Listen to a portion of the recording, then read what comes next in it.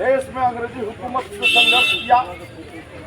हमारे लाखों नौजवान लड़ाई के दरमियान शहीद हो गए।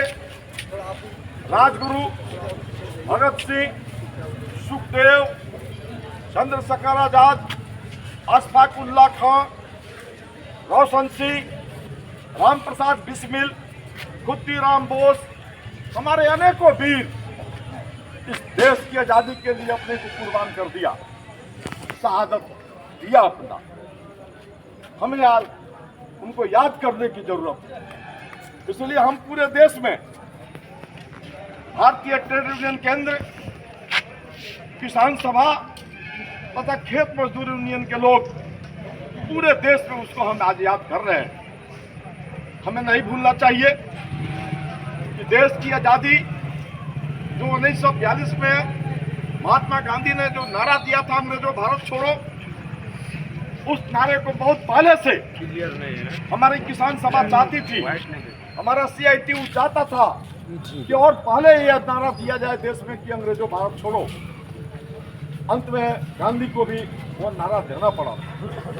देश आजाद हुआ और आज देश आजादी के 77 साल गुजर गए।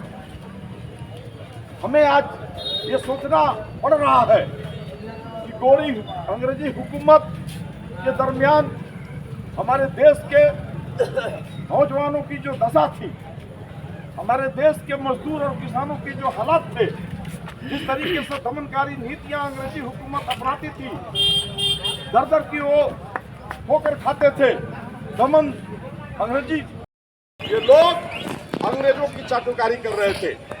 ये लोग हमारे आंदोलन को टुकड़ों टुकड़ों में बांटने का काम कर रहे थे।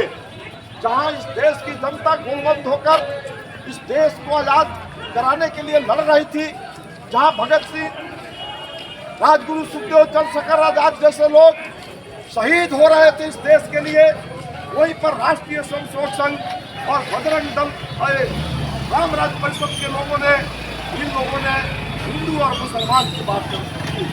ये हिंदू और मुसलमान के अंदर में एक पैदा करके हमारे अंग्रेजी हुकूमत के खिलाफ आंदोलन जो चल रहा था उसको कमजोर कर रहे थे। ये नहीं चाहते थे कि देश आजाद हो।